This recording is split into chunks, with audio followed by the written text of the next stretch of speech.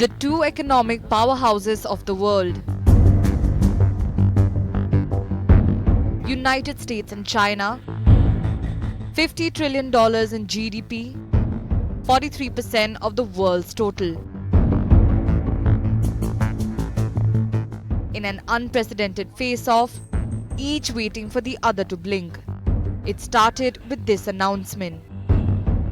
Conference reciprocal tariffs, and very simply, it's if they charge us, we charge them. That's all.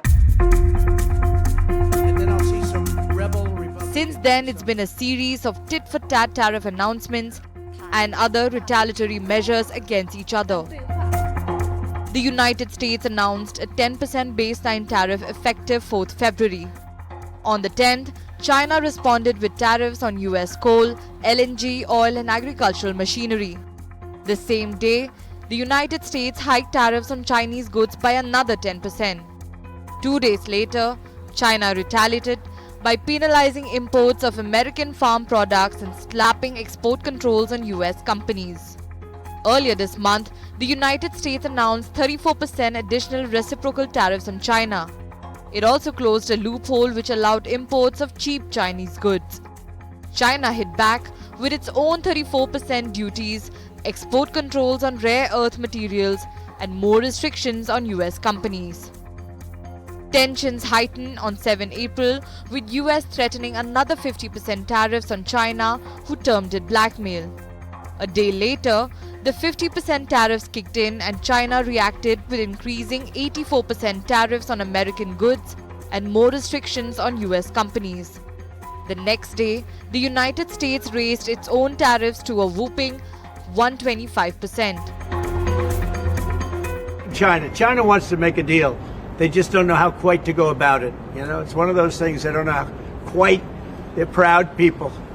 And President Xi's a proud man. I know him very well. And they don't know quite how to go about it, but they'll figure it out. They're in the process of figuring it out, but they want to make a deal.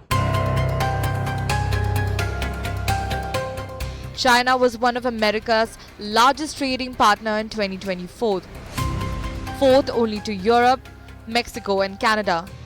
The two countries had $582 billion in trade, with China enjoying a large surplus.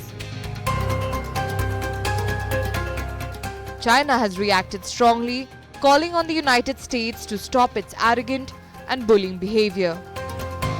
中方的立场是明确。 China's position is clear and consistent. The door to talks is open, but dialogue must be conducted on an equal basis with mutual respect. China will stand by its position until the end. Pressuring, threatening and blackmailing are not the correct ways to deal with China.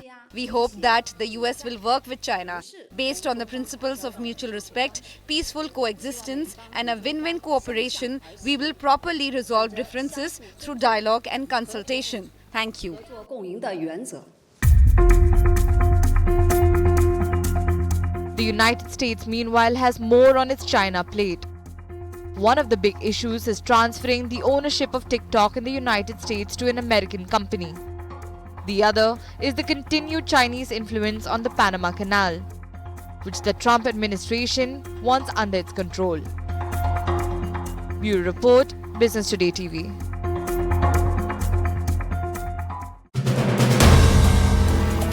If you like the video, do like, comment, share and subscribe.